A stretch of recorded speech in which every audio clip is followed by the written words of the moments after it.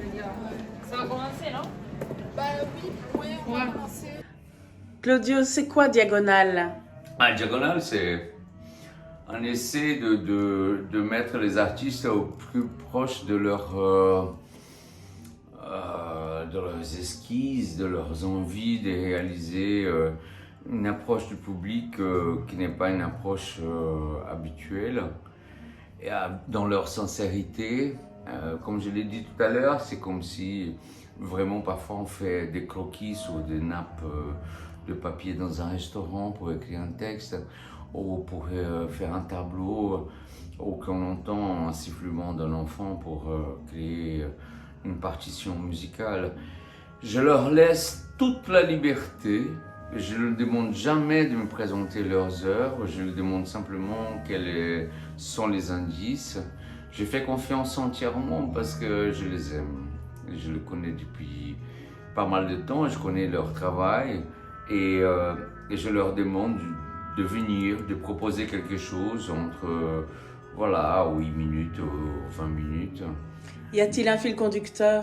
Jamais. Jamais, mais le fil conducteur, c'est ça que je suis toujours très impressionné.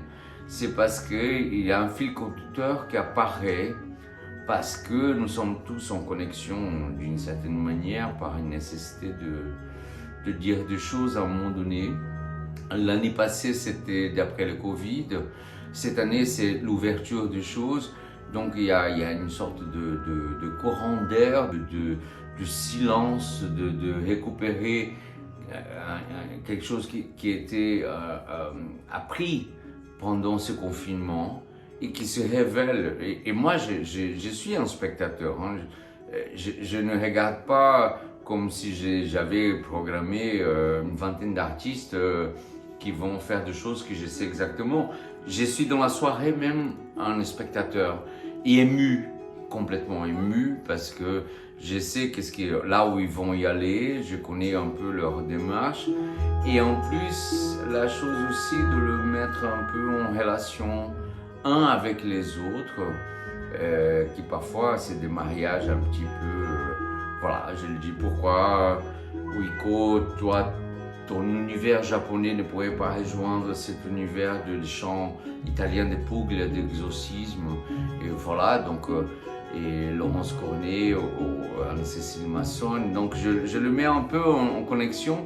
Quand la connexion arrive et se fait, eux ils imaginent l'univers, et quand je vois l'univers, je suis sous l'extase de voir leur univers. Et quels autres artistes a-t-on pu voir ce soir? Cette première soirée s'ouvre toute en sensibilité et spiritualité, avec Emmanuel Tondu, son cello, et Eugène Lawton avec la danse, sur une suite pour violoncelle seul de Bach.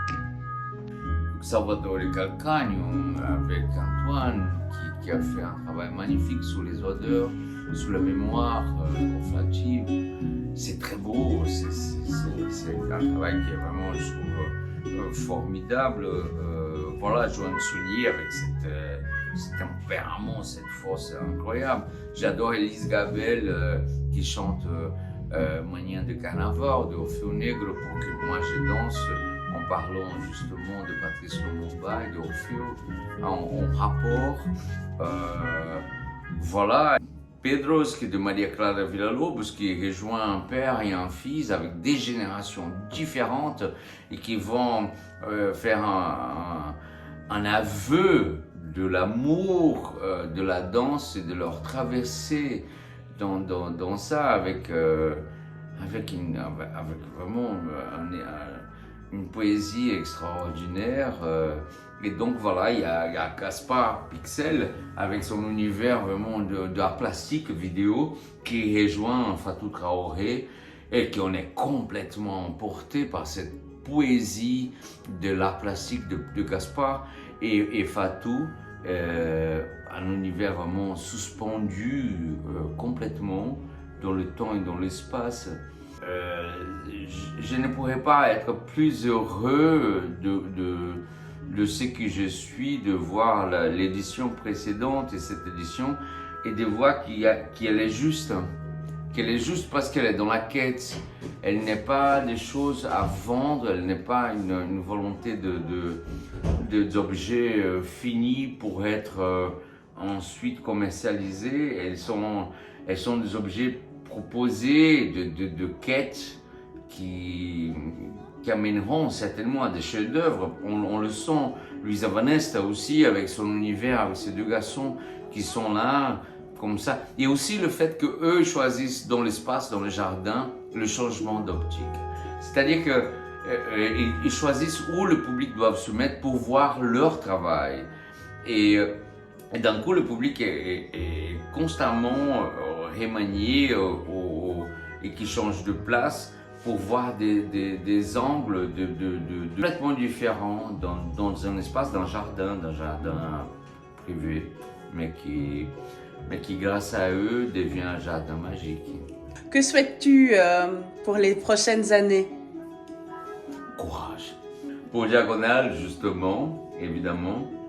Mais moi, je souhaite de prendre le large, c'est-à-dire d'ouvrir sur des espaces publics, un peu de travailler avec la commune de Saint-Gilles comme artiste associé pour une parade que j'ai envie de faire, pour l'eau, les porteurs et porteuses d'eau, et aussi voilà, de continuer Diagonale et travailler avec les parcours d'artistes sans évidemment nier tout le travail avec le théâtre pour certaines pièces comme va être Orfeo Negro et qui va être Matthäus, qui est une pièce que j'ai envie de faire dans ces prochaines années. Très bien, merci beaucoup Claudio et longue vie à Diagonale et à As Palabras. Merci beaucoup.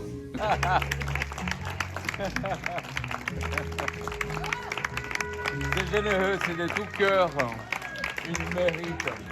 Venez vous amis. Il y aura plein de choses encore. Merci beaucoup.